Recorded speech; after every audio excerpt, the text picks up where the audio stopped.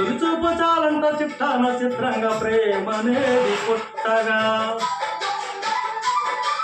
తొలి చూపు చాలంట చిట్టాన చిత్రంగా ప్రేమనేది పుట్టగా 10 మంది అంటుంటే విన్నాను నమ్మలేదు బొత్తిగా ఆ కళ్ళలో ఆ నవ్వులో